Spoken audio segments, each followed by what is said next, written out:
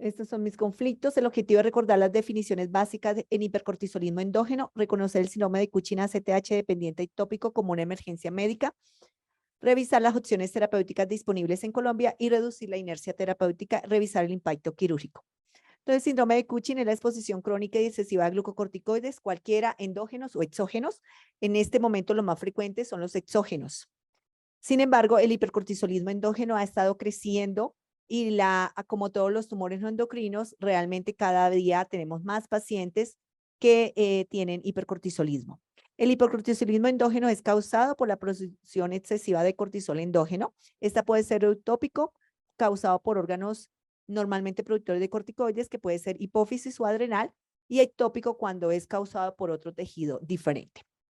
Cuando tenemos hipercortisolismo endógeno causado por tumor productor de ACTH hipofisiario, se llama enfermedad de Cushing. Es el único escenario donde podemos encontrar hiperplasia bilateral de las glándulas adrenales, y esto es muy importante tenerlo en cuenta porque a veces nuestros cirujanos terminan quitando la adrenal y produciendo síndrome de Nelson y no haber estudiado la enfermedad de Cushing. Y el síndrome de Cushing ectópico es una afección causada por un tumor secretor de ACTH fuera de la glándula pituitaria o suprarrenal y es menos frecuentemente estudiado el productor de CRH. Sin embargo, cada día debemos empezar a medir más CRH porque a veces no sabemos cómo interpretarla. Y esto corresponde al 8 al 18% de todos los síndromes. Y lo hemos encontrado frecuentemente en timo, en pulmón y mama, tracto gastrointestinal, entre otros. Este es más o menos ha sido la evolución de nuestras terapias en el país. Esta es una paciente que inicialmente era una mujer de 51 años, se le diagnosticó un adenocarcinoma de mama derecha, receptor de estrógenos y progestágeno positivo. Se le hizo una cuadrantectomía más vaciamiento ganglionar más radioterapia más quimioterapia citotóxica y se le inició ácido solendrónico. Este fue a los 51 años. A los 54 años la paciente se torna diabética hipertensa y recibe el manejo convencional. A los 55 años, por alguna razón, le piden una resonancia y se le encuentra un microadenoma hipofisiario que simplemente en el contexto de su carcinoma de mama pasó inadvertido, pero la paciente seguía en deterioro franco de su estado general y cada día más oscura y se pensaba que la tonalidad de su piel era por toxicidad, por quimioterapia y por molestias en la mandíbula, pensaban que era por el ácido solendrónico, se envía a nefrología y endocrinología. Entonces la paciente cada día es más morena, se le documenta un hipercortisolismo con ACTH elevada, hipocalemia, se le hace una venografía de senos petrosos que no fue concluyente y se revisa la patología de mama que es compatible con un carcinoma neuroendocrino ACTH dependiente receptor de estrógenos y progestágenos en la mama. En este momento le iniciamos ketoconazol y espironolactona, el ketoconazol hasta 1200, espironolactona y no 400 miligramos sin control adecuado ni del ACTH ni el potasio. La paciente no desea ninguna otra intervención sistémica, entonces procedimos a hacer adrenalectomía, tuvimos dificultades en la cicatrización, la paciente tuvo una pérdida progresiva de peso, hizo un tromboembolismo pulmonar y adicionalmente muere por una aplasia por infiltración de la tumoral a los 57 años, una sobrevida de 6 años de un carcinoma de mama ACTH dependiente, no más. El siguiente paciente es un paciente adulto mayor, hombre, que 67 años, que ingresa por una rápidamente deterioro de su estado general e hipertensión. Se comenta una hipocalemia y una alcalosis metabólica. El paciente entra a unidad de cuidados intensivos por su deterioro del estado general. Sin embargo, no tenía ningún hábito cuchingoide. Se le inician todos sus estudios y se le documenta un síndrome, un Cushing ectópico ACTH dependiente, se le hace una resonancia que muestra un microadenoma, se le hace una venografía selectiva de senos petrosos y no se documenta gradiente, se lleva a una hipofisectomía parcial sin mejoría. El paciente se torna hipocalémico, se le inicia en ese momento, teníamos disponible pasirreotide, se le inicia pasirreotide, hace ketoconazol y esto es espironolactona a alta dosis con infusión de potasio en la unidad de cuidados intensivos. Se le continúa el estudio de extensión, se le documenta una metástasis hepática ACTH dependiente sin primario conocido. El paciente fallece en 71 días de hospitalización por un síndrome de Cushing asociado a una neumonía del cuidado de la salud. La otra paciente que ya hemos evolucionado el manejo es una paciente con un síndrome de ACTH de Cushing dependiente de primario desconocido. La paciente se le hace un cateterismo, no se le encuentra gradiente, sin embargo, hay un microadenoma, se lleva a hipofosectomía sin respuesta, nuevamente se le hace un nuevo cateterismo no concluyente de senos petrosos, se le hace una segunda hipofosectomía pero no se le encuentra absolutamente nada, no mejora. La paciente se le inició ketoconazol hasta 600 miligramos con poca tolerancia, luego se le inicia metirapona, más o menos hasta 1500 con muchos síntomas gastrointestinales. Finalmente se decide iniciar osilodrostat, 2 miligramos. La paciente en 7 días hace una crisis adrenal y actualmente está controlada con 1 miligramo de osilodrostat y prednisolona 5 miligramos con mejoría ostensible de su diabetes, de su hipertensión y de sus hábitos cuchingoide. Ya completa más de 1 año con esta terapia con una buena respuesta. Lo interesante es que la ACTH también disminuyó. Esta es una paciente que ya está bien controlada con el tópico no descubierto. Este es otro paciente también que viene por un síndrome de deterioro de su estado general de 58 años, hombre con cansancio, fatiga, depresión, llanto fácil, incremento del peso, hiperglicemia y se le documenta una cortisoluria elevada, ACTH elevado. El paciente se le hace una resonancia de hipófisis, no se le encuentra lesión, se le lleva un cateterismo de senos petrosos donde no encontramos gradiente. Se le hace resonancia corporal, no encontramos lesión, sin embargo se lleva a un PET galio, se documenta una lesión en intestino medio, la cual se revalúa por tomografía. Durante el tratamiento el paciente se le inicia pasirriotide, ketoconazol, el paciente mejora los síntomas y se lleva muy compensado a cirugía y se le reseca un tumor de intestino medio. Entonces, ese paciente recibe una terapia puente con pasirriotide, ketoconazol con buena tolerancia, con mejoría de los síntomas clínicos y se llevó en buen control sin ninguna, previamente hecho un tromboembolismo años antes y sin ninguna complicación y mejoró pronto sus síntomas. Y esta última paciente que ha sido excepcional manejo es un carcinoma neuroendocrino de célula pequeña de timo de 4x4x2.3. Esta es una paciente que a los 19 años hay incremento de peso, facies cuchingoides, acné. La paciente se le documenta un hipercortisolismo ACTH dependiente. Igualmente se le hacen 2 hipofosectomías sin control de la enfermedad. Sin embargo, ella no tenía control de su síndrome de Cushing. La paciente entra en una psicosis, hace un intento de suicidio, se lanza a un 4º piso, se hacen múltiples fracturas costales, estallido de vejiga, estallido de vísceras y en ortopedia le encuentra una lesión de timo, la cual se reseca y se encuentra que es un carcinoma neuroendocrino de célula pequeña de 4x4x2.3 con 23 mitosis por 10 campos de alto poder, Ki67 del 60%, PET galio positivo, PET 18 FDG positivo. Después de cirugía, traqueostomía en el año 2016, a los 19 años de edad, la paciente recibe 4 ciclos de cisplatino etoposio con muy buen control de su enfermedad y no tuvo Cushing. Posteriormente hay una recurrencia de la enfermedad tumoral en el 2020, donde nuevamente él hace hábito cuchingoide y se le encuentra una masa en mediastino superior de 3.8 por 2.1, nuevamente compatible con carcinoma neuroendocrino, se reseca y recibe otros 5 ciclos de carboetopoxio.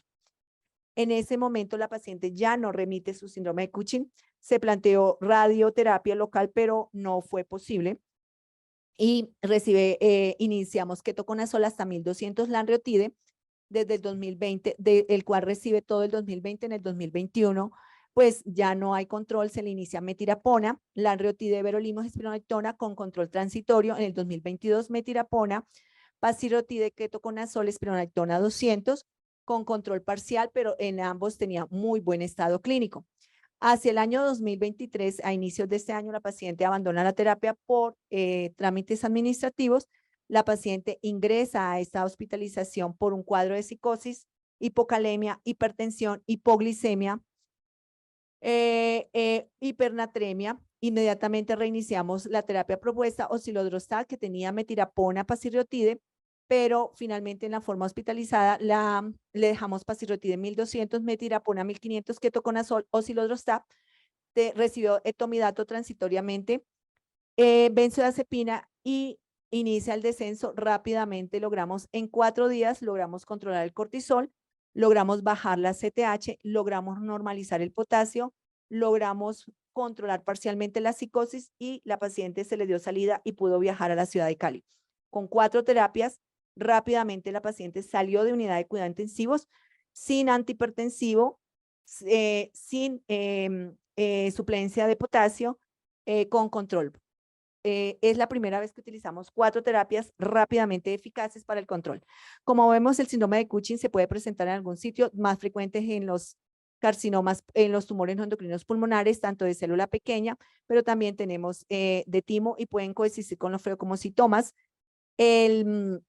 La mayoría son mujeres, el 25% no tienen el hábito cushingoide, más bien pueden tener pérdida de peso y eso confunde a la mayoría de médicos. El empeoramiento de la hipertensión y la hiperglicemia son características y la hipocalemia y la alcalosis metabólica. El síndrome de Cushing ectópico hasta antes de las terapias que tenemos, esta es una corte de India donde la sobrevida es de 32 meses, ¿sí? La mediana de sobrevida es muy diferente a otro tipo de síndrome de Cushing y por eso debemos estar alertas. El objetivo del tratamiento es revertir las consecuencias clínicas de hipercortisolismo, normalizar bioquímicamente el cortisol, la CTH, la CRH si la estamos evaluando, prevenir la recurrencia del síndrome de Cushing y minimizar la morbilidad del tratamiento. Esto lo debemos hacer simultáneamente. Llega el paciente, debemos tratar las comorbilidades, hacer un checklist de las complicaciones, el tromboembolismo, la hipertensión, la hiperglicemia, la infección, la hipocalemia, el soporte nutricional, la psicosis. Y por otro lado, independiente que logremos la masa, debemos iniciar inmediatamente el control del cortisol y con las terapias que tenemos. Esto lo debemos hacer especialmente en una unidad de cuidados intensivos o una clínica especializada en endocrinología. Inmediatamente hacemos cortisolurias, los test de acuerdo a las imágenes y iniciamos rápidamente la terapia para control del cortisol. Si no es factible y es refractario, ya debemos pensar en la resección, si tenemos la masa, y llevar en las mejores condiciones al paciente a cirugía, y si no encontramos la masa y definitivamente se ha vuelto refractario el Cushing, debemos pensar en la adrenictomía bilateral. Pero, vamos a ver los peros. Entonces, las opciones terapéuticas para el control del síndrome de Cushing, como todos los tumores no endocrinos, la primera línea de tratamiento es remover quirúrgicamente el tumor responsable de la producción de ACTH. Pero en estos casos, muchos pacientes no le encontramos el tumor primario. Entonces, el segundo paso es normalizar rápidamente el cortisol y tenemos varios agentes actuales con una eficacia, logramos normalizar el cortisol en un 83%. El mitotane es una opción. Nosotros en Colombia no lo tenemos aprobado para un tumor diferente al carcinoma adrenocortical, pero debemos tenerlo en cuenta para acceder a esta terapia.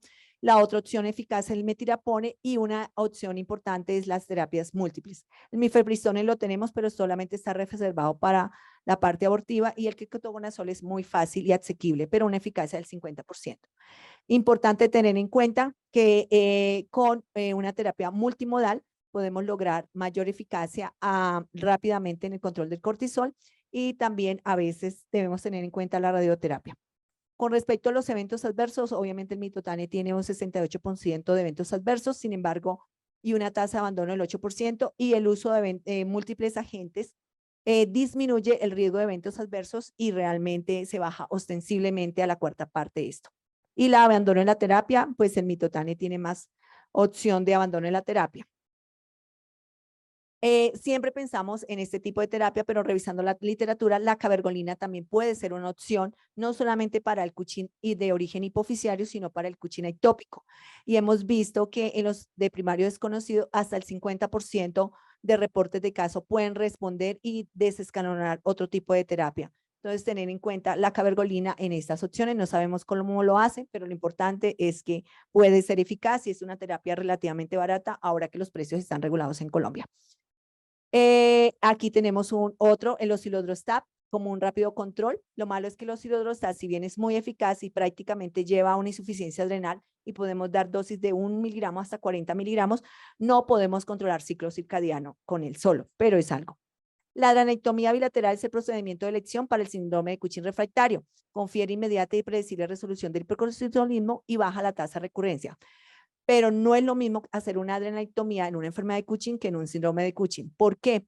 Porque los pacientes tienen más riesgo de transfusiones intraoperatorias, más riesgo de estancia en UCI, más riesgo de complicaciones, más riesgo de deterioro respiratorio, más riesgo trombótico. Entonces, es una terapia que realmente debemos llenarnos de razones. Y vemos que la adrenectomía en síndrome de Cushing tiene más sobrevida, en cambio, en tumores ectópicos la sobrevida es ostensiblemente más baja. Y complicaciones a largo plazo también se han estudiado. Una de las complicaciones a largo plazo, de todos modos, sigue siendo las infecciones y las otras complicaciones son las crisis y las muertes por crisis adrenales, por incluso a 48 a 5 meses, a 5 años podemos encontrar eso en las diferentes series. Entonces, el balance riesgo-beneficio de tener un control oral de la esteroidogénesis versus la adrenectomía bilateral, debemos tener en cuenta que la adrenectomía es una técnica altamente efectiva en paliar los síntomas del síndrome de Cushing endógeno, pero la morbimortalidad de la adrenectomía bilateral en Cushing ectópico es considerablemente mayor que en otras patologías y es necesario agotar en primera instancia las opciones terapéuticas sistémicas. Para finalizar, recordar que el síndrome de Cushing ACTH dependiente puede tener manifestaciones atípicas, 25 a 30%, tiene una morbimortalidad mayor que en otros síndromes de Cushing, exceptuando el carcinoma adrenocortical, que es mayor. La adrenectomía bilateral tiene mayor complicaciones que en otros escenarios tumorales. La sobrevida a mediano plazo es baja. Tenemos actualmente medicamentos con una eficacia muy relevante que pueden rápidamente controlar al paciente y darle de alta ambulatoriamente muy fácil. No es correcto actualmente dejar a un paciente sin control de la cortisoluria esperando una cirugía. Debemos evitar la inercia terapéutica. La sobrevida mejora, es probable que la sobrevida mejore en los siguientes años debido a que tenemos muchas herramientas para diagnosticar y tratar mejor el paciente. Basados en estudios retrospectivos, la terapia médica tiene una eficacia en normalizar rápidamente el cortisol hasta en un 83%, y la terapia combinada ofrece un buen control del cortisol con ostensible disminución de los eventos adversos. Bueno, muchas gracias.